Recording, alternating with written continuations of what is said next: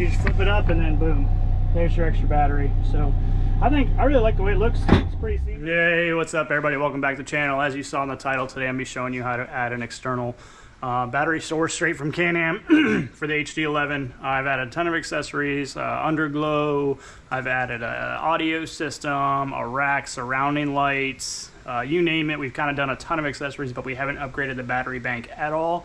So that's something I'm going to do. Do I need to do it? I'm not quite sure yet because the stator on the HD11 is double the power of the HD10. But I did add a bigger battery in my HD10, so I just don't want to be in that situation. So I'm going to show you a easy solution straight from Can-Am to ever get rid of your questions about if you need another battery or not. The kit that you get from Can-Am, I will be adding the part number to the screen over here so you guys can see. It comes with just a couple of jumper wires for your positive and negative, your terminal, and then the box itself comes with a lid, goes between your back seat if you got a max and your middle seat if you've got a regular, but it goes in this bin, locks down, keeps it completely hidden and in a tight place storage. Now we all know the Can-Am batteries are junk, so I just went to my local AutoZone and I felt like I'd be a little bit better off with a Duralast exact fit if you need to see it. That one will pop right in there, and so from here we will be getting rid of all of our questions on if we're gonna have enough battery or not to sustain everything we do all the time. I haven't had a problem yet, but I don't want to. So this is the first thing you're gonna do is you're gonna come into your machine right here.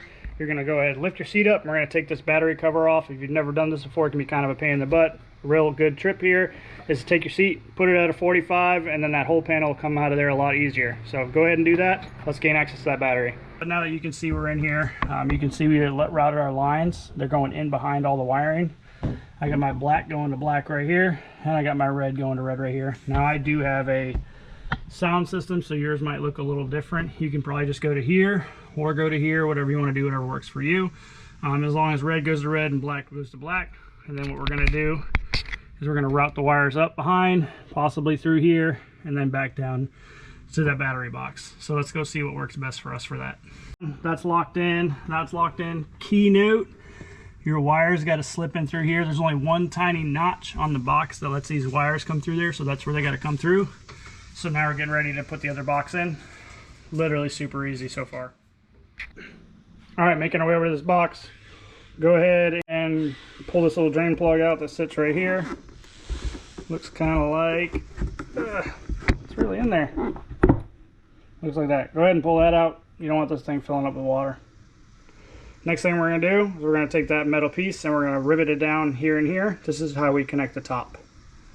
What I did right there on that hole right there, hopefully you guys can see that without it being too bad, is I did measure a 1/4 inch up and I put a little hole there just so you guys can see what I'm talking about. That's where the screw's going to go through and hold to the floor. And then I installed those 2 gray clips on either side to hold the back side of the box. Now we're ready to go grab the box and install it. On the floor, and on the side there, and on the side there, we're getting ready to drop the battery in now. Let's go ahead and grab that battery. All right, cover is on. Everything's looking real slick like. All right, we got everything on and running in here. We're sitting right around 14.1, 14.3. Obviously that really wouldn't change too much, right? Because the stator works so well on this, but should be able to run all of our accessories, our lights, our ACM, our underglow, our rack lights, pretty much just about everything will be able to run under this with a little bit of a spare battery on it. And the cool thing is nothing changes about the inside. Everything looks exactly the same. You just flip it up and then boom, there's your extra battery. So I really like the way it looks. It's pretty seamless.